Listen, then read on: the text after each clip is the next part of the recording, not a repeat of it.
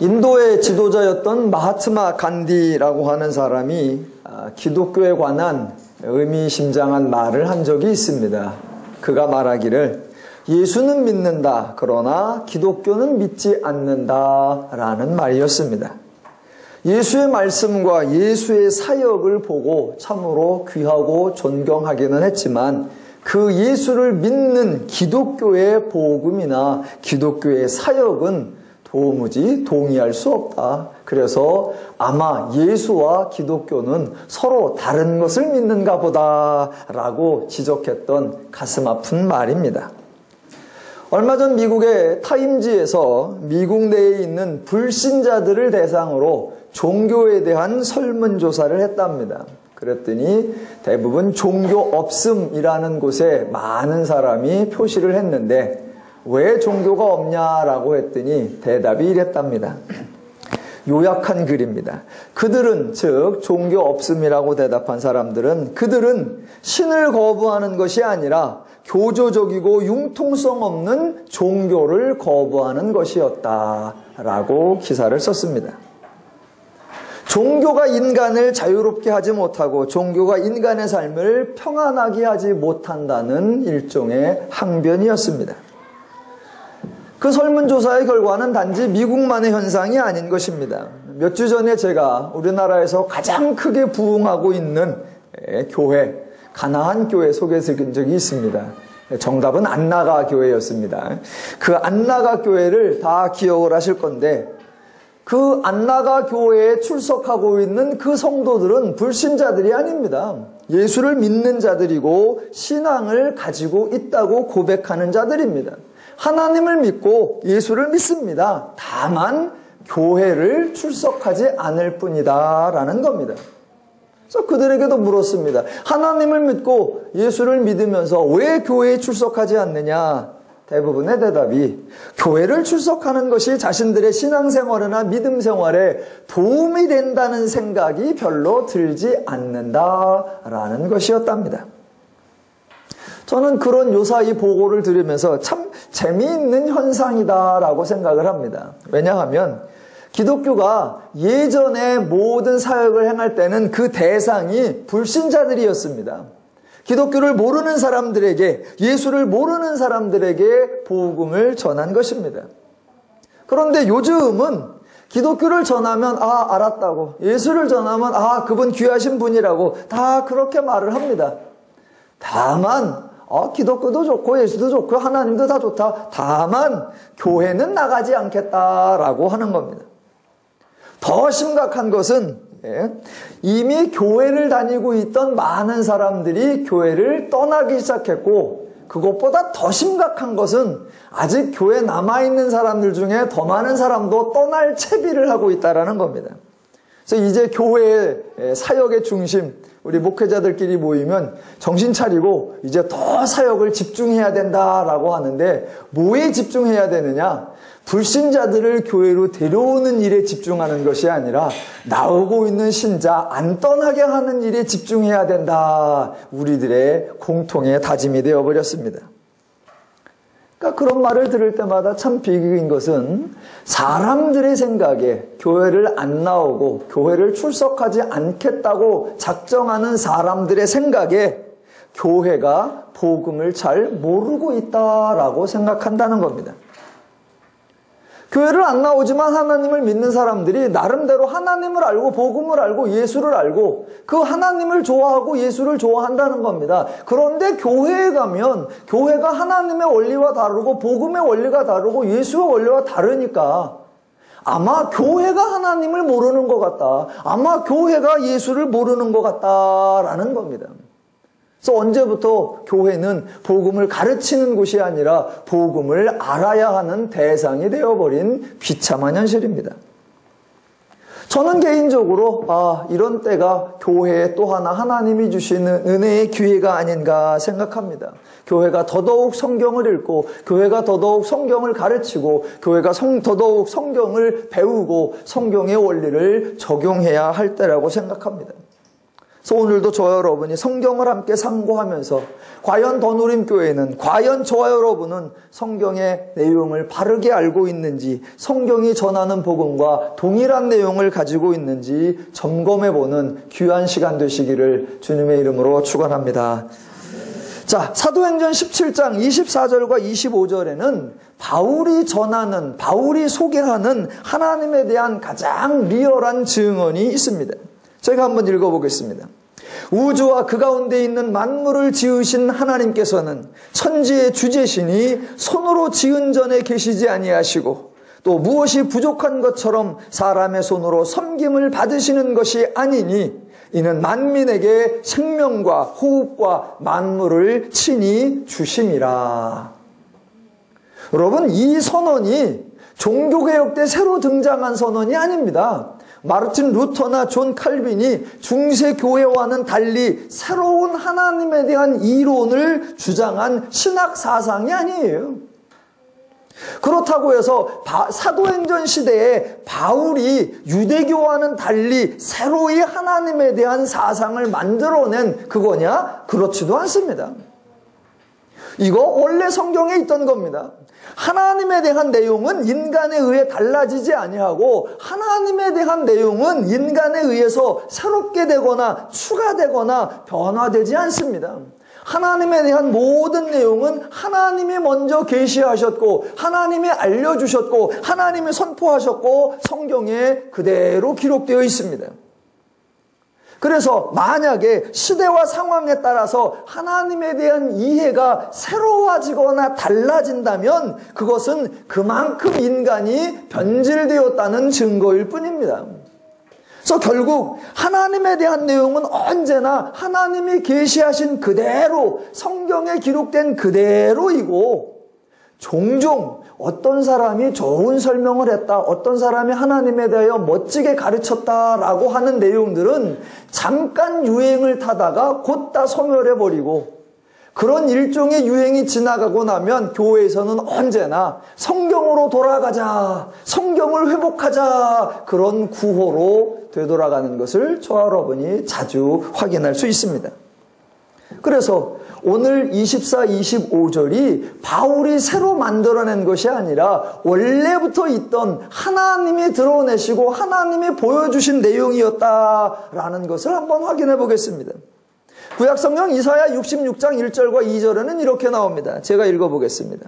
여호와께서 이와 같이 말씀하시되 하늘은 나의 보좌여 땅은 나의 발판이니 너희가 나를 위하여 무슨 집을 지으랴? 내가 안식할 처소가 어디랴? 나 여호와가 말하노라. 내 손이 이 모든 것을 지었으므로 그들이 생겼느니라.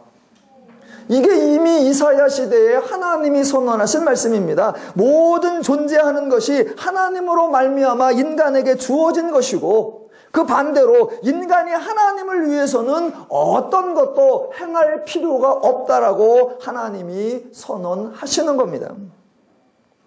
창세기의 천지창조이든 장차 있을 새하늘과 새 땅이든 모든 존재하는 것은 하나님이 역사하셔서 하나님이 행하십니다. 그래서 창세기 1장 1절에는 태초에 하나님이 천지를 창조하시니라 그 하나님으로 천지가 있었고 이사야 65장 17절에 보면 이렇게 나옵니다. 보라 내가 새 하늘과 새 땅을 창조하나니. 예, 천지 창조건 새 하늘과 새 땅이든 모든 존재는 누가 만드시느냐? 하나님이 수고하고 하나님이 역사하시는 겁니다. 그래서 하나님이 일하신다, 하나님이 지으신다, 하나님이 만드신다라고 성경은 선언할 뿐 성경 전체에서 단 한 번도 하나님은 인간에게 무엇을 지으라, 무엇을 만들라, 무엇을 준비하라고 요구하신 적이 없습니다. 기독교에서 일하시는 분 언제나 하나님이시고 기독교에서 역사하시는 분 언제나 하나님이십니다. 하나님이 인간에게 무엇을 만들라, 행하라, 지으라 요구하신 적이 없기 때문에 인간이 하나님을 위해서 무엇을 하겠다는 사고방식 성경에 없고 실제로 성경을 읽어보면 성경의 등장인물 가운데 인간이 하나님을 위하여 무엇을 행한 사람이 하나도 없고 종종 을 위한다고 했던 일이 등장하는 것 같은데 그 일이 하나님께 보탬이 된 적 단 한 번도 없습니다. 그러니까 수고와 역사 하나님이 하시고, 그렇게 역사하실 때에 하나님은 인간에게 기대하시는 게 있는 겁니다. 새하늘과 새 땅을 내가 지으노라 창조하노라 라고 말씀하신 후에 이사야 65장 18절에 바로 이렇게 나옵니다. 너희는 내가 창조하는 것으로 말미암아 영원히 기뻐하며 즐거워할지니라. 일 누가 하신다? 하나님. 수고 누가 하신다? 하나님. 역사 누가 하신다? 하나님. 지으시는 거 누가 하신다? 하나님. 그렇게 다 하시고 하나님이 그렇게 지으시면 인간은 뭐 하라고요? 기뻐하고 즐거워하라. 기독교 정말 좋은 종교인 줄로 믿습니다. 하나님 정말 좋으신 분입니다. 예. 제발 내가 어떻게 하면 하나님을 기쁘시게 할까? 제발 내가 어떻게 하나님을 감화감동시킬까? 그런 쓸데없는 고민하지 마시기를 주님의 이름으로 간절히 부탁을 드립니다.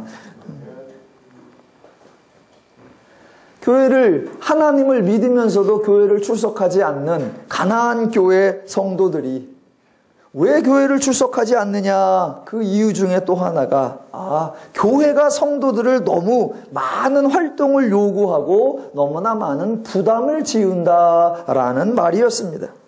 저는 정확한 지적이라고 생각하고 교회들이 회개해야 할 부분이라고 생각합니다.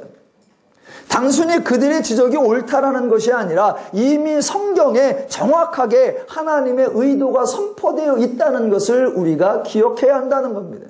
종교 활동에 대해서도 하나님은 이미 성경에 자세하게 설명해 놓으셨습니다. 이사야 43장 23절에 이런 구절이 있습니다. 종교 활동에 관하여 잘 들어보십시오. 나는, 하나님 말씀, 나는 제물로 말미암아 너를 수고롭게 하지 아니하였고 유향으로 말미암아 너를 괴롭게 하지 아니하였거늘입니다. 하나님 말씀이에요. 나는 제물이나 나는 유향으로 너를 수고롭게 하거나 너를 괴롭게 하지 않았다는 겁니다. 그래서 혹시 가나안 교회 성도든 어떤 성도든 간에 종교 활동, 종교 행위를 하면서 하나님 때문에 번거롭고 하나님 때문에 수고롭고 하나님 때문에 괴롭다라고 하면 그거는 완벽한 하나님에 대한 오해입니다. 왜? 하나님 스스로 나는 그렇게 한 적이 없다고 선언하셨습니다. 대신에 하나님이 인간에게 하소연하시는 장면이 있습니다. 하나님이 뭐라고 하시느냐? 43장 24절에 이렇게 나옵니다. 하나님 말씀입니다. 너는, 인간들에게 하는 말, 너는 내 짐으로 나를 수고롭게 하며 내 죄악으로 나를 괴롭게 하였느니라. 아니, 하나님하고 인간 중에 누가 누구를 수고롭게 했다는 겁니까? 인간이 하나님을 수고롭게 했다는 겁니다. 누가 누구를 괴롭게 했다는 겁니까? 인간이 하나님을 괴롭게 했다는 겁니다. 만약 종교 행위가 너무 부담이 되고 짐이 되어서 교회를 안 나가야 되겠다라고 작정을 하면 교회를 안 나가야 할 존재가 누구입니까? 인간입니까? 하나님입니까? 하나님이 안 나오셔야 돼요. 하나님이 안 나오셔야 돼요. 아마 이번 주간에 많은 교회들이 고난주간을 할 겁니다. 저희 교회는 고난주간이라는 용어 자체를 사용 안 하고 고난주간이라는 프로그램을 아예 안 하는데 여러분 이것도 잘 생각해 보십시오. 고난주간. 예전에는 고난주간의 가장 대표적인 행사가 릴레이 금식기도였습니다. 하루 종일을 굶든가 일주일 중에 아니면 그 중에 하루 중에 한 끼씩을 돌아가면서 금식하는 거 아주 큰 교회 행사였습니다. 요즘엔 그런 거 별로 안 합니다. 왜? 요즘은 어차피 하루에 3끼 먹는 사람이 별로 없어요. 그래서 한 끼 금식하자 그러면 저절로 다 되니까 이제 진짜로 금식하자는 건 없고 대신에 생긴 게 미디어 금식이에요. 그래서 인터넷을 하루 좀 끊자, SNS를 하루 좀 삼가하자, 스마트폰을 하루는 집에 좀 놓고 가자라고 합니다. 여러분 그런 거 하면은 그리스도의 고난에 동참이 됩니까? 더 나아가서 보십시오. 우리도 그리스도의 고난에 동참하자. 여러분 이것처럼 참남하고 이것처럼 경망스러운 말이 없는 거예요. 어떻게 그리스도의 고난에 동참할 수 있죠? 여러분 손바닥에 대못좀 하나쯤 박아드릴까요?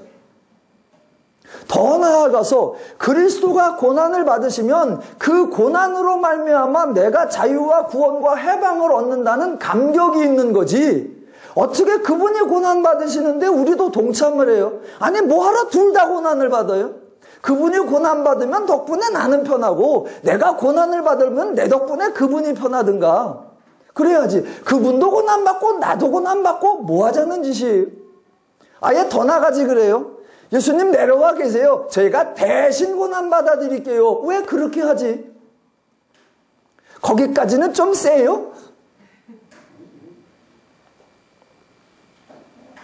예, 그런 말 자체, 그런 사고방식 자체가 기독교엔 없는 거예요. 단 한 번도 하나님께서는 그런 의미에 하나님의 고난에 동참하고 하나님의 시련과 역경을 너희도 나누어 분담하라 그런 적이 없습니다. 철저하게 기독교 사람 누가 하시느냐? 하나님이 하시고 그 하나님의 일하심의 결과 인간이 누리는 거예요. 그래서 기독교에는 하나님이 선언하신 대로 그 어떠한 종교적 부담이나 종교적 행위나 종교적 활동으로 말미암아 인간을 괴롭게 하고 수고롭게 하고 힘들게 한 적 없습니다.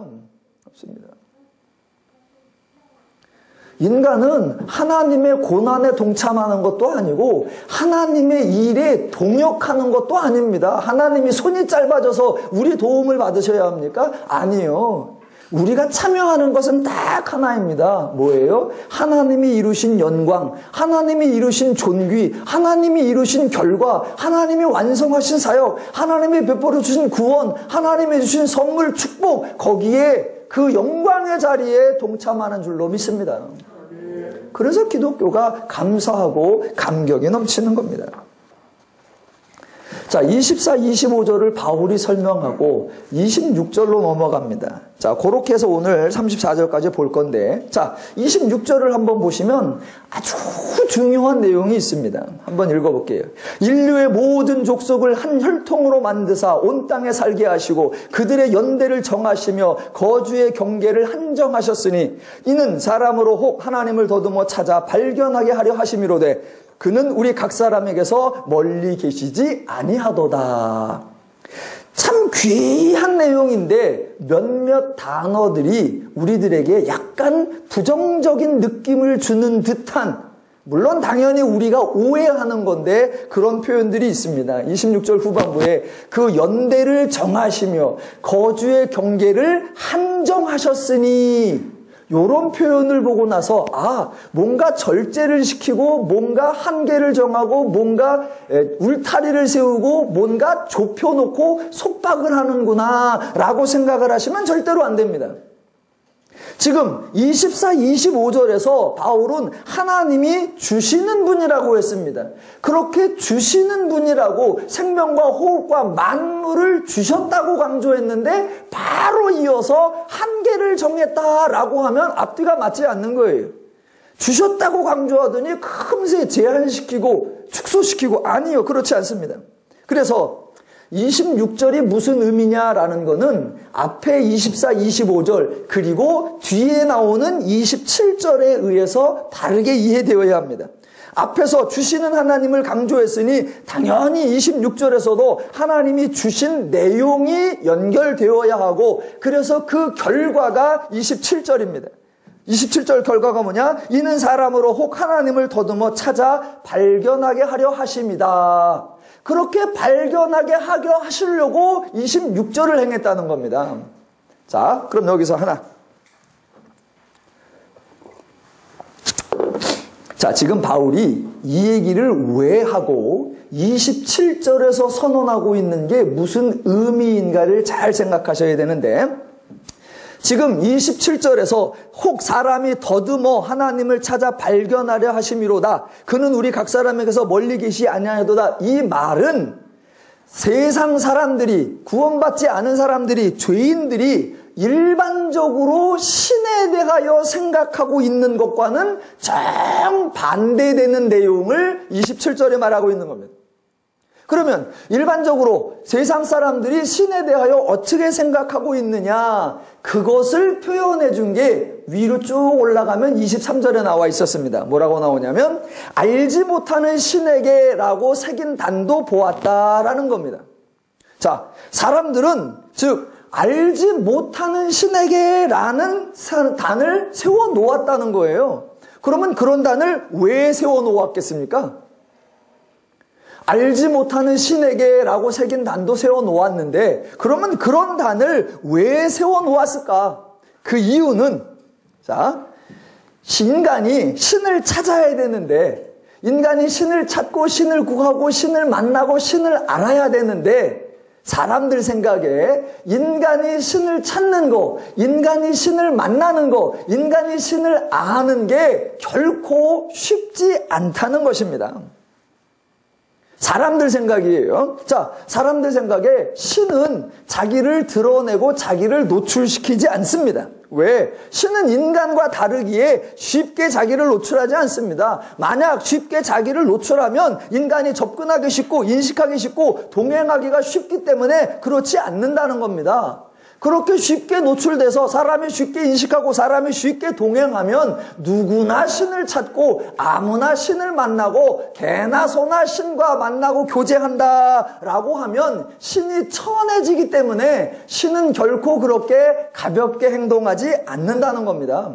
사람들 생각에. 그래서 신은 늘 베일에 감춰져 있고 숨어 있고 멀리 있다라는 겁니다. 그래서 사람들이 신을 찾으려고 하면 애써서 노력하는 사람만이 찾을 확률이 조금 있고 인간 중에서도 나름대로 선과 의와 공덕을 많이 쌓은 사람이 혹시 만나볼 수 있는 가능성이 조금 있고 평생을 신을 구하고 진리를 찾고 연구하고 묵상하고 탐구하고 노력하고 애쓴 사람만 몰두한 사람만이 겨우 신에 대한 단편적인 지식이나 정보를 얻을 수 있을 뿐이다 라고 생각하는 겁니다.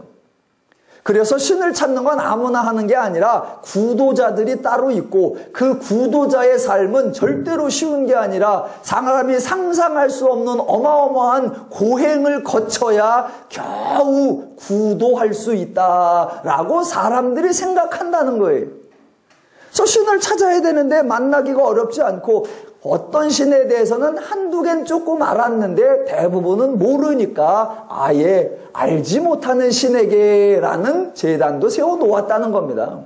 사람들은 그렇게 생각하고 있는데 바울은 정반대로 지금 27절처럼 완전히 다른 사상을 전파하는 겁니다.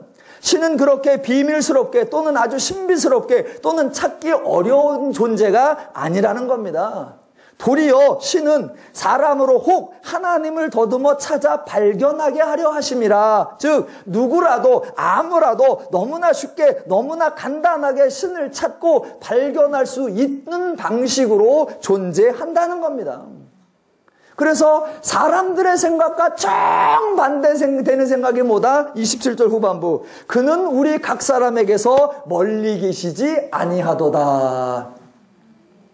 사람들은 멀리 있다고 생각하는 거예요. 그러니까 찾아야 되고 구해야 되고 노력해야 되고 수고해야 된다라고 하고 그래서 보통 찾아서는 찾을 수가 없다라고 하는 건데 사도 바울은 정반대로 아니 하나님은 너희에게서 멀리 계시지 아니하도다라는 겁니다. 더 나아가 아예 신은 인간과 가까이 있고 하나님은 인간과 함께 있다는 겁니다. 그러니 신을 찾으러 갈 것도 없고 신에 대하여 알려고 노력할 것도 없다라는 겁니다.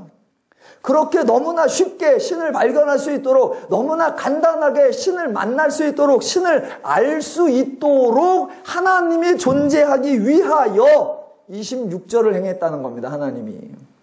그래서 26절이 이렇게 나오는 거예요. 인류의 모든 족속을 한 전통으로 만드사 온 땅에 살게 하시고 그들의 연대를 정하시고 거주의 경계를 한정하셨다. 이렇게 해놓으셔서 우리가 신을 그렇게 쉽게 알 수 있는 거다.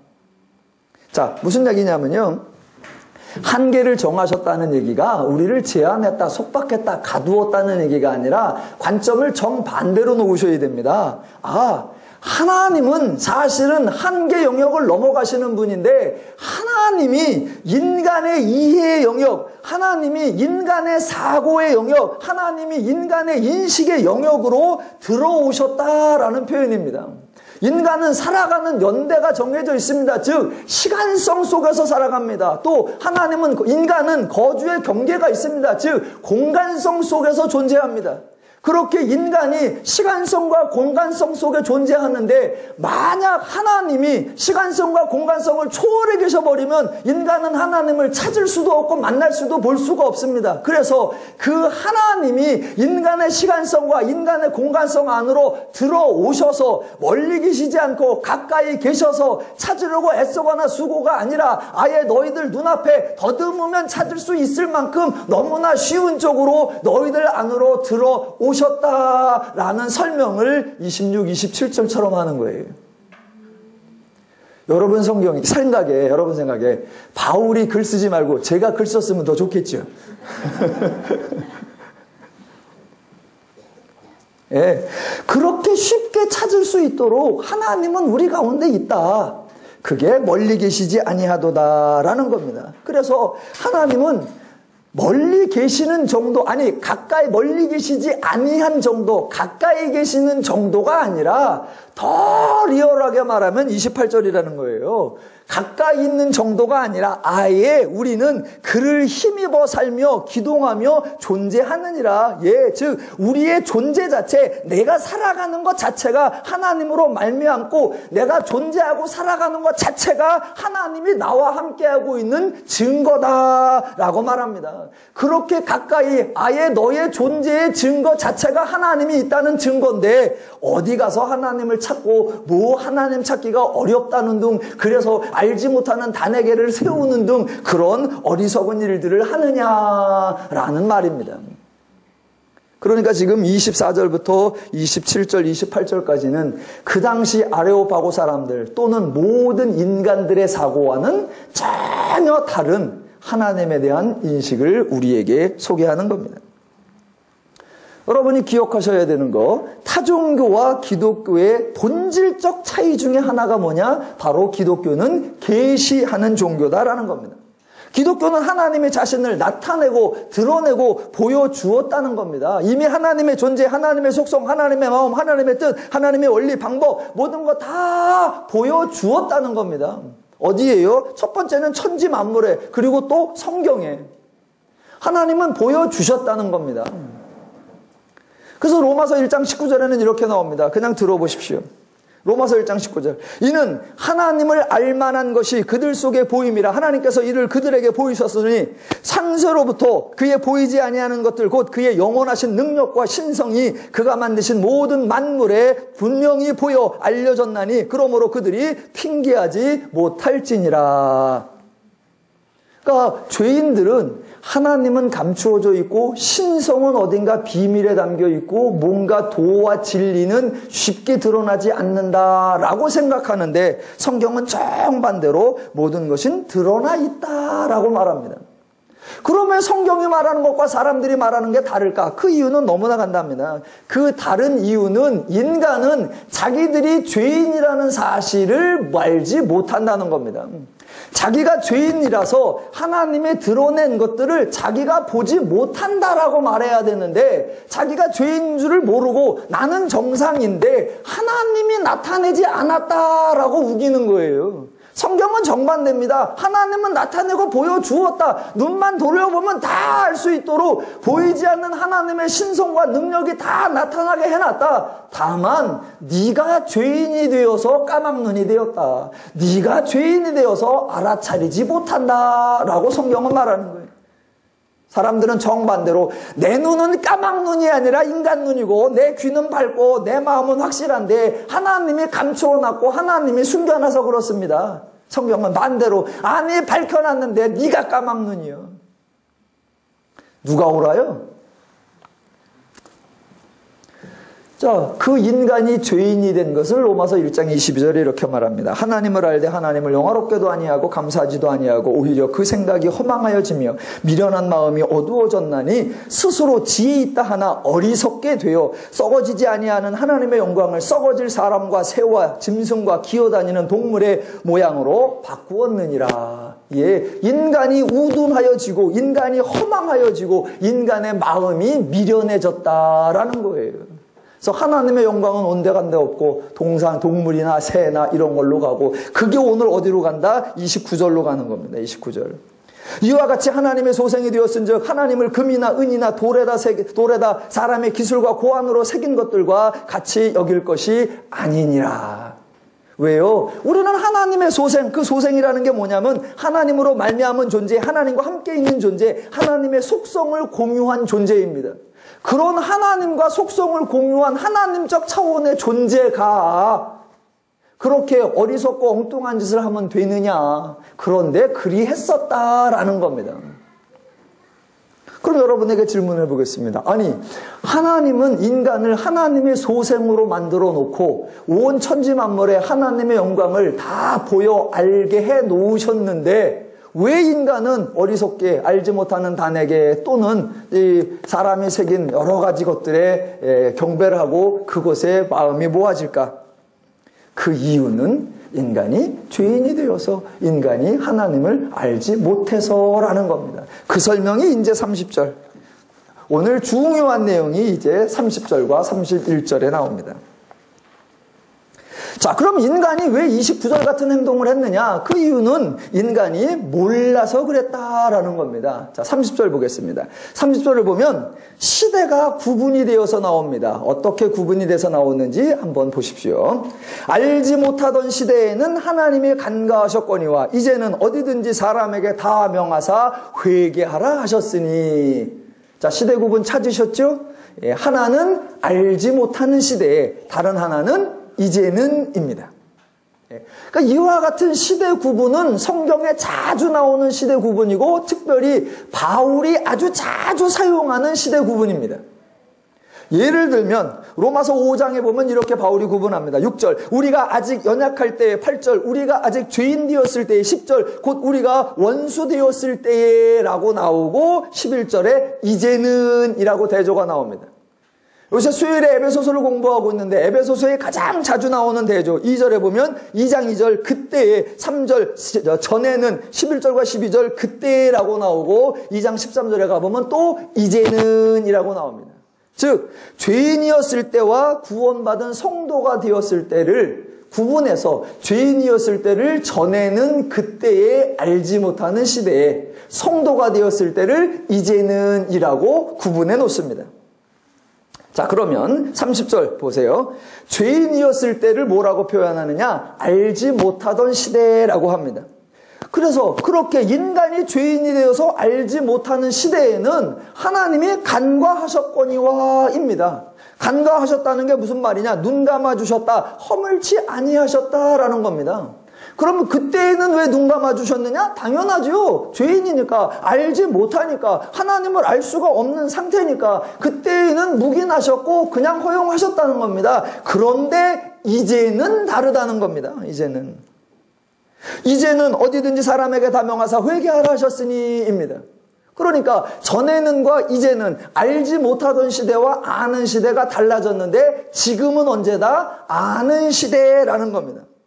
그렇다면 여러분이 이제 궁금해 하셔야 합니다. 속에 아마 궁금해 하실 거예요. 제가 그걸 알려드릴게요. 이게 궁금하시죠? 그렇다면, 아니, 알지 못하는 시대와 이제는을 구분했다면, 이제는은 언제를 말하는가? 그리고 알지 못하는 시대와 이제는을 구분하는 기준점은 뭔가? 도대체 무슨 사건을 기점으로 알지 못하는 시대와 아는 시대, 전에는과 이제는이 어떤 사건을 기준으로 전환되었는가? 그거 궁금하셨죠? 네. 그 궁금한 게 31절인 거예요. 이는 정하신 사람으로 하여금 천하를 공의로 심판하실 날을 작정하시고 이에 죽은 자 가운데서 다시 살아계신 것으로 모든 사람에게 믿을 만한 증거를 주셨음이니라. 자, 조금 무거운 것 같지만 잘 따라오시기 바랍니다. 혹시 성경을 딱 볼 때마다 나는 오해 안 해, 나는 성경을 왜곡하지 않아, 나는 성경을 잘 이해해 라고 하시는 분에게는 제가 지금부터 드리는 설명이 필요 없습니다. 나는 성경을 그냥 보면 딱딱 알아, 전혀 오해하지 않고 그냥 이해가 너무 잘 돼 그러시는 분은 지금 가셔도 됩니다. 그런데 종종 성경을 보면 이게 뭔 말인지 모르겠고 혹시 내가 오해하고 있는 거 아니었나 라고 생각하시는 분은 이제 31절에 대한 설명을 유의 깊게 들어보시면 됩니다. 자, 많은 분들이 이 31절을 오해하고 계시다라는 전제하에 한번 설명을 드려보겠습니다. 자, 30절에 나오는 시대 구분은 알지 못하는 시대와 이제는 이었습니다. 그러니까 이제는이 벌써 등장했으니까 이미 시대 구분이 이루어진 겁니다. 왜냐하면 알지 못하는 시대는 과거로 나오고 장차 알게 될 시대로 미래가 등장해서 과거와 미래로 구분하고 있는 것이 아니라는 거예요. 알지 못하는 시대에 과거가 있었는데 지금은 아는 시대에 현재가 이미 시대 구분이 끝나서 아는 시대가 되어 있다는 겁니다. 이전에는 알지 못하는 시대였는데 장차에 아는 시대가 오는 것이 아니라 이전엔 알지 못하는데 이제는 아는 시대가 되었다. 절대로 미래 얘기가 아니고 장래 얘기가 아니라 나중에 어느 시점에 가면 아는 시기가 온다 이런 얘기가 아니라 벌써 아는 시대가 왔다. 새로운 시대가 열렸다. 이미 달라진 시대를 살고 있다라고 하는 겁니다. 그 달라진 시대, 아는 시대가 이미 왔는데 그 아는 시대를 이룬, 그 아는 시대를 만들어낸 전환점이 31절이라는 겁니다. 그렇다면 31절에 나오는 이 내용은 장래에 이루어질 내용이다. 벌써 이루어진 내용이다. 벌써 이루어진 내용이라는 겁니다. 왜 자꾸 강조를 하냐면 31절을 자꾸 장래에 있을 거로 생각하기 때문입니다. 그게 오해라는 거예요. 보세요. 자, 31절 표현이 이렇게 나온단 말입니다. 이는 정하신 사람으로 하여금 천하를 공의로 심판한 날을 작정하시고, 이런 표현이 나오니까 뭐 할 날이 있다? 심판할 날이, 그 날이 벌써 왔다, 앞으로 올 거다, 올 거다. 대충 언제 올 거다? 예수 재림 때. 그때 하나님께서 우리를 뭐 하실 거다? 심판. 그래서 심판 때 여러분을 보시고 잘한 놈은 천국에 못한 놈은 지옥에 확 던져버릴 거다. 그러니까 지금 정신 똑바로 차리고 바르게 살아라 라는 식으로 생각하면 그게 오해라는 겁니다. 지금 31절은 이미 시대 구분을 이루어서 이제는을 이루었던 그 전환점인 사건, 벌써 끝나고 벌써 완성되고 벌써 이루어진 사건이라는 거예요. 그러면 그 사건이 뭐였냐를 설명해 볼게요. 자, 31절. 이미 하나님이 계획하시고 하나님이 진행하시고 하나님이 완성하신 이 일을 설명하는 겁니다. 그 31절의 사역이 이미 있었기에 지금 알지 못하던 시대에서 이제는, 즉 아는 시대가 되어 있다는 겁니다. 그러면 한 단어 한 단어 살펴볼게요. 첫 번째 31절. 정하신 사람으로 하여금. 이 정하신 사람이 누구예요? 예수 그리스도이십니다. 하나님이 예수를 정하셨다는 거예요. 자, 정하신 사람이 예수님인데 그 정하신 사람이 뭐 하느냐? 천하를 공의로 심판하실 날을 작정하시고, 자, 심판할 날도 벌써 작정했다는 겁니다. 정하신 분이 있는데 그분은 예수고 그분이 천하를 공의로 심판할 날을 작정하셨다는 겁니다. 그 작정하신 날이 언제나 십자가를 지신 날이었다라는 거예요. 장차 심판할 날이 온다는 게 아니라 하나님이 정하신 사람 예수를 정하셨고 천하를 공의로 심판하실 날을 작정했었는데 그날이 언제였느냐? 십자가를 지시는 날이었다. 그래서 그날 뭐 하려고 했다? 천하의 모든 사람이 죄인일 때에 그 죄인들을 공의로 심판하시기로 했다는 겁니다. 그래서 심판 이미 했다 안 했다? 했다는 거예요. 했다. 그 심판이 뭐다? 죄인들을 구원하셨다라는 얘기가 심판하셨다예요. 하나님을 알지 못하는 사람에게 하나님의 은혜를 주어서 하나님을 알게 하는 것, 그게 하나님의 공의예요. 그렇게 죄인들에게 적절한 조치를 취하는 것, 그게 하나님의 심판. 그래서 하나님의 실제로 공의를 심판하셨습니다. 그게 뭐냐? 바로 이를 죽은 가운데서 다시 살리신 것, 즉 정하신 분 예수 심판하시기로 작정한 날, 십자가 달리는 날, 그래서 그날을 이미 심판하셔서 모든 죄인들에게 은혜를 주어서 예수의 부활로 말미암아 우리를 구원하신 것, 그게 이미 심판이 뭐한 것? 이루어진 것, 하나님이 모든 것 완성하신 것이라는 거예요. 그 사건이 있음으로 말미암아 이제 우리는 죄에게서 구원받았고, 그래서 알지 못하던 시대에서 이제 무슨 시대에 들어와 있다? 아는 시대로 들어와 있다라는 얘기예요. 절대로 장차 임할 심판을 얘기하는 게 아닙니다. 아니에요. 그러니까 지금 31절은 바울이 예수님의 십자가 사건을 설명하고 있습니다. 알지 못하는 시대에 간과하셨죠. 왜? 알지 못하는 사람에게 책임을 물은들 아무 소용이 없으니까. 그러면 알지 못하는 사람에게 행해야 할 조치는 뭐다? 알게 하는 것. 그렇게 알지 못하는 사람, 즉 죄인을 알게 하시려고 한 사람 예수를 정하셨고, 예수로 하여금 죽은 자 가운데서 다시 살아나심으로 말미암아 죄인들을 공의로 심판하셨다는 거예요. 하셔서 이제는 죄인이 해방되었고, 이제는 죄의 문제가 해결되었고, 이제는 하나님을 알게 되었다라는 겁니다. 그렇게 알게 되었으니 이제 알지 못하는 신에게라는 단을 만들 이유가 있다 없다? 없다. 그런 걸 만들어 놓고 거기에 절하고 섬겨야 할 이유가 있다 없다? 없다. 이제 너희는 아는 시대에 들어와 있는 사람이 되었으니, 그렇게 아는 시대에 들어와 있는 너희들에게 하나님께서 말씀하셨다. 뭐라고? 그게 30절 맨 마지막. 알지 못한 시대에는 간과했으나 이제는, 즉 아는 시대에는 어딘지 사람에게 다 명하사 회개하라 라고 말하셨다. 왜? 이제는 아는 시대가 되어서 회개가 가능하고 돌아오는 게 가능하고 믿음이 가능하고 하나님을 만나고 찾는 게 가능하니까 이제는 뭐라고 하신다? 돌아오라 라고 말씀하신다는 거예요. 31절 사건이 없었다면 회개하라, 돌아오라 라는 말씀을 하실 수 있다 없다? 없다는 거예요. 왜? 알지 못하는 시대에 죄인은 아무리 말해도 소용이 없으니까. 자, 30절, 31절 전개를 잘 따라오셔야 됩니다. 자, 다시 한번 30절 끝부분에 보면 뭐라고 나오냐? 이제는 어디든지 사람에게 다 명하여 회개하라 하셨으니. 그러니까 이걸 또 오해하시면 안 됩니다. 우리는 회개 그러면 무슨 생각을 하냐면 반성문처럼 생각해요. 회개, 아이고 내가 잘못했다. 하나님 앞에 용서를 구해야지. 하나님께 빌어야지. 기독교에서 말하는 그런 반성이 아니에요. 반성이.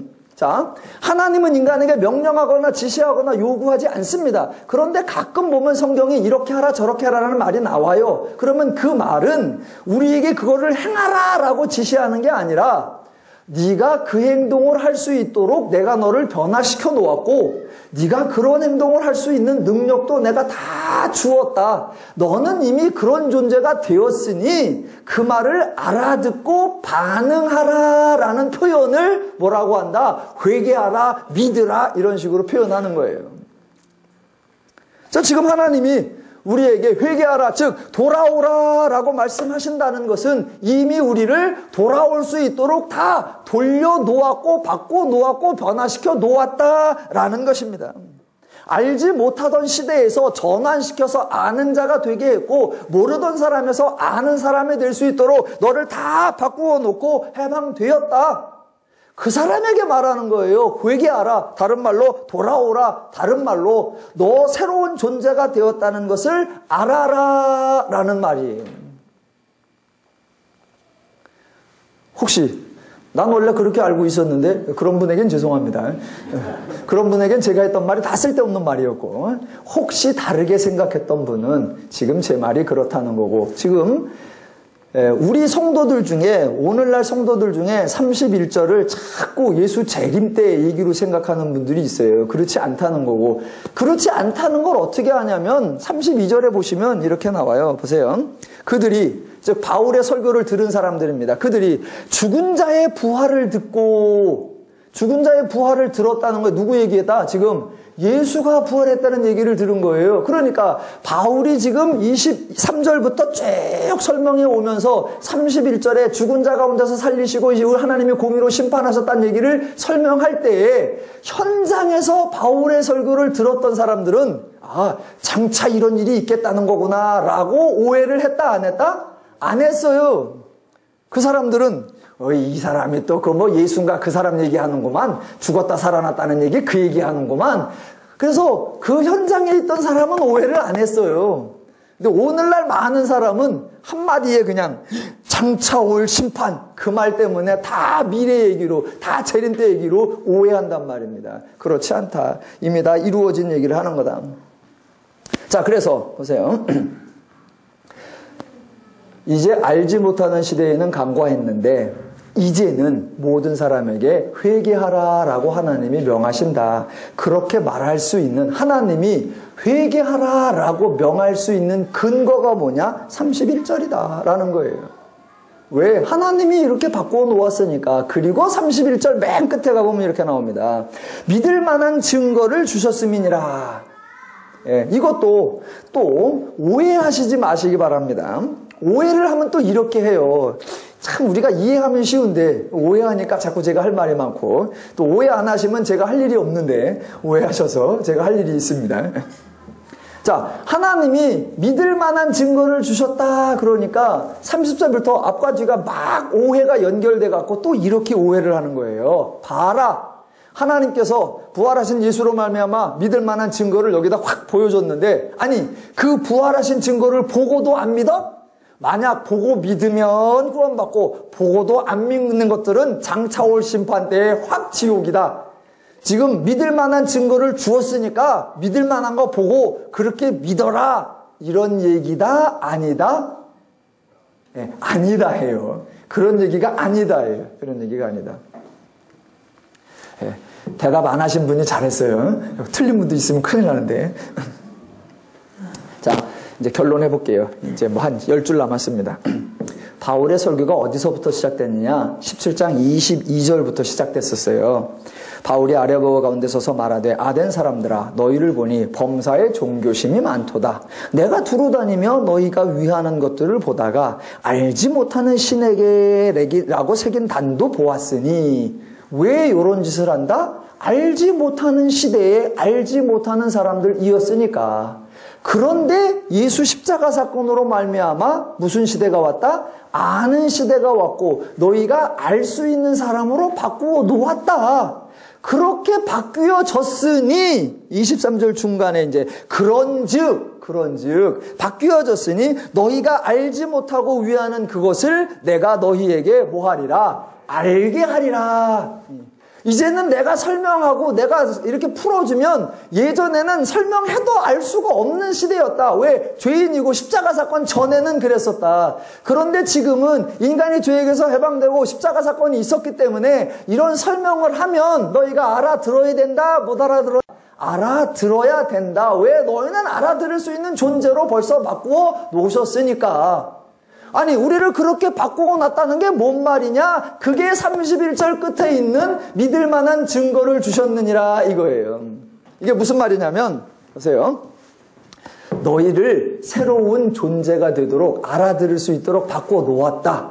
즉, 자, 예수 그리스도를 죽은 자 가운데서 살리신 그 사건이 우리를 죄에서 구원하는 사건과 연결이 되어 있으니, 그분이 죽은 자 가운데서 살아나신 그것이 우리가 하나님을 알고 우리가 하나님을 믿을 수 있는 뭐가 된다? 근거가 된다 이거예요. 근거. 그 근거를 뭐라고 번역했느냐? 믿을 만한 증거라고 해놓은 거예요. 그러니까 증거물이 여기 있으니 네가 보고 알아라가 아니라 그걸 알 수 있도록 하나님이 예수를 십자가 사건을 통해서 죽은 자의 부활을 통하여 내가 알아들을 수 있는 뭘로 만들어 놓았다. 근거와 원인을 다 제공해 놓으셨다. 그래서 너는 보고 알 수 있는 거다라고 설명하는 거예요.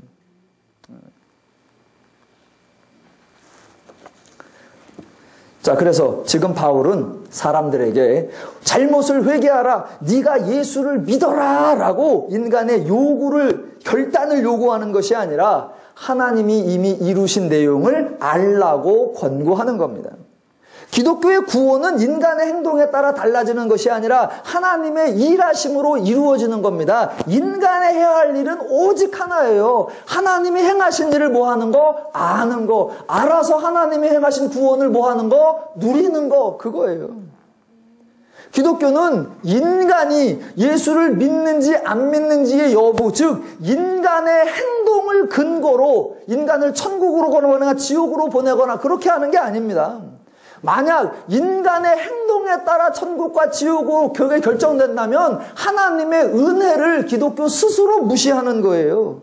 또 기독교가 인간의 행동을 근거로 장차 하나님이 심판하실 거다라고 주장해버린다면 그거는 마치 십자가 사건이 아무 의미가 없는 거다라고 예수를 괜히 죽인 거라고 주장하는 것이 되어버립니다. 기독교는 인간의 행위에 근거하지 아니하고 하나님의 일하심, 하나님께서 정하시고 하나님이 행하신 십자가 사건, 예수의 부활, 그걸로 말미암아 우리가 은혜를 받았고 우리가 구원을 받았고 우리가 하나님을 아는 시대가 되었다라고 하나님의 은혜, 하나님의 축복, 하나님의 일하심을 선포하는 종교입니다. 물론 기독교가 이런 복음을 전하면 사람들은 다양한 반응이 나오죠. 그 반응이 32절, 33절, 34절에 세 가지가 나옵니다. 첫 번째, 그들이 죽은 자의 부활을 듣고 어떤 사람은 조롱도 하고, 이게 첫 번째 반응. 어떤 사람은 이 일에 대하여 내 말을 다시 듣겠다 하니, 이게 두 번째 반응. 34절에 몇 사람이 그를 가까이하여 믿으니, 이게 세 번째 반응입니다. 이런 여러 가지 종류의 반응이 나와요. 그럼 우리는 어떻게 할까요? 예를 들어 첫 번째, 복음을 알아들은 사람이 있습니다. 그래서 복음을 믿는다는 사람이 있습니다. 그럼 우리는 뭐 하면 돼요? 축하해 주면 되는 거예요. 아, 이제 알아들었느냐? 이제 네가 구원받았다는 거 아니야? 이제 하나님의 자녀가 되었다는 거 아니야? 와, 축하해. 이제 그 하나님의 복을 풍성히 누려라 라고 기뻐해 주면 되는 거예요. 두 번째, 어떤 사람이 아이고 죽은 자가 부활했다는 게 말도 안 되는 소리를 해 라고 조롱을 한다. 그러면 우리는 어떻게 합니까? 더 친절하게, 더 자세하게, 더 많이, 더 핏대를 올려서 가르쳐주면 되는 거예요. 세 번째 반응, 다시 들어야 되겠는데 나중에 다시 듣자. 그러면 어떻게 해야 됩니까? 나중에 다시 설명하면 되는 거고 다시 알려주면 되는 거예요. 그게 먼저 믿은 자의 역할이고 먼저 믿은 자의 책임이고 먼저 믿은 자의 성실히 감당해야 할 사명인 것입니다. 성경은 우리에게 오해가 아니라 이해를 위해서 주었는데 종종 우리의 오해가 우리의 신앙생활을 힘들게 할 때가 있습니다. 성경을 읽으시면서 하나님의 말씀을 바르게 깨닫고 바르게 알아 하나님의 은혜를 먼저 누리시고 먼저 믿고